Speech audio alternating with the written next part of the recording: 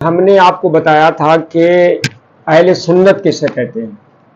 تو اس کا جواب آپ کو مل گیا۔ آج ہم آپ کو بتاتے ہیں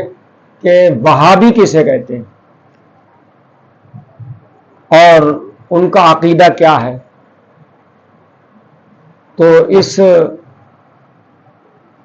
تعلق سے عرض یہ ہے کہ محمد بن عبد الوہاب کہ جو ماننے والے ہوتے ہیں ان کو وہابی کہا جاتا ہے، اور اس مذہب کا یعنی مذہب وہابیت کا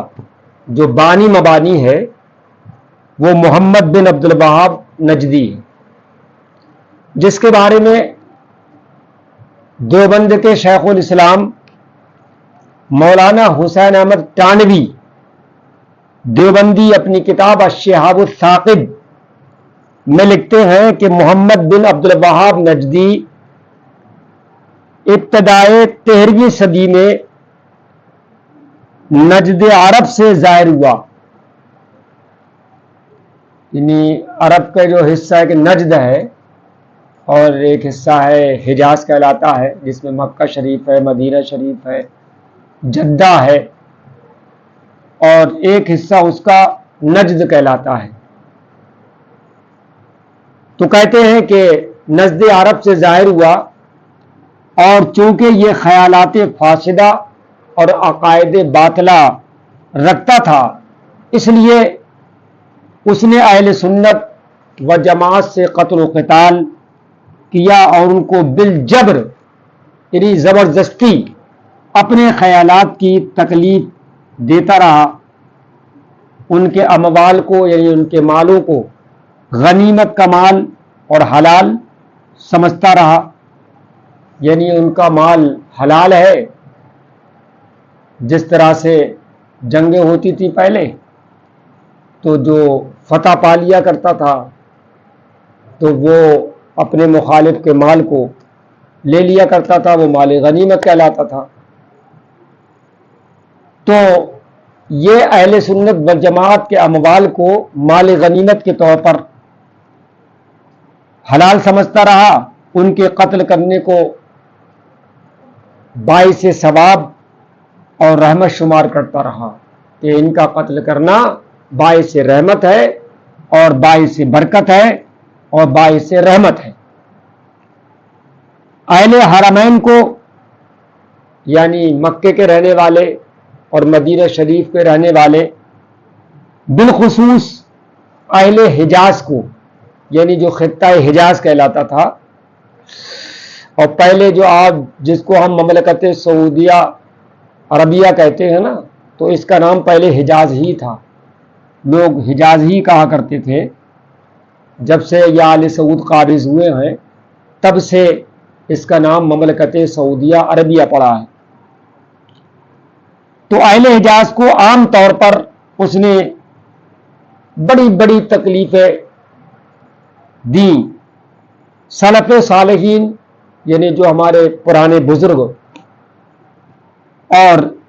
اتباع کی شان میں نہایت گستاخی اور بے ادبی کے الفاظ استعمال کیے، یعنی جو ہمارے پرانے بزرگ صحابہ کرام ہیں، تابعین کرام ہیں، اس سے پہلے جو ہمارے اسلاف گزرے،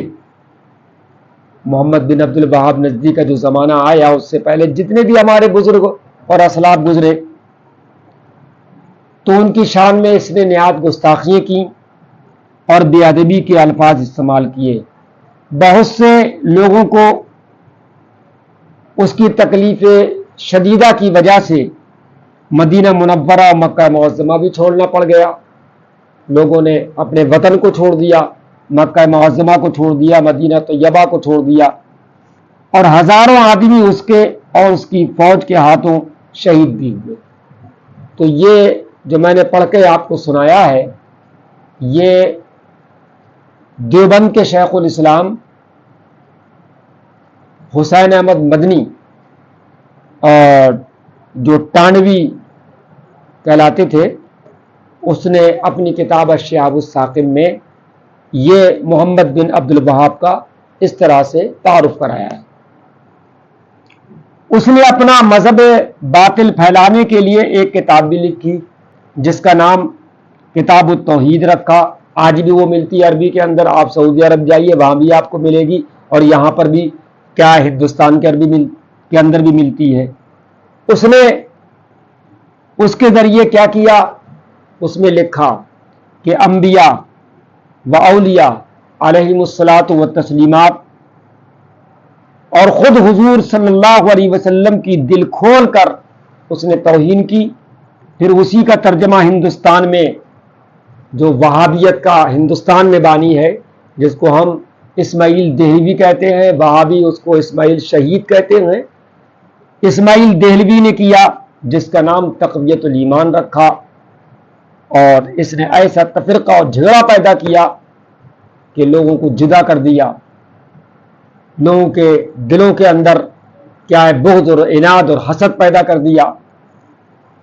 تو اس کا نام تقویت الایمان، جو مشہور و معروف کتاب ہے اسماعیل دہلوی کی، تو یہ ترجمہ اس نے کیا کتاب التوحید کا، اور اس کا نام تقویت الایمان رکھا۔ اسی نے یہاں وہابیت پھیلائی۔ اس وقت اسماعیل دہلوی، رشید احمد گنگوہی اور قاسم نانوتوی اور اشرف علی تھانوی اور تقویت الایمان کو ماننے والا یا اس کے مطابق عقائد رکھنے والا، یہ وہابی کہلاتا ہے۔ محمد بن عبد الوہاب کا عقیدہ یہ تھا کہ جملہ اہل اسلام اور تمام مسلمان دیار مشرک و کافر ہیں، یعنی تمام اہل عالم اور تمام مسلمان دیار مشرک و کافر ہیں، اور ان سے قتل و قتال کرنا، ان کے اموال کو ان سے چھین لینا حلال و جائز بلکہ واجب ہے۔ وہ صرف اپنے آپ کو مسلمان سمجھتے ہیں۔ یہ آپ دیکھ سکتے ہیں رد المختار تیسری جلد میں، اور ایسے ہی فتاوی رضویہ جلد نمبر 9 کے اندر بھی دیکھ سکتے ہیں،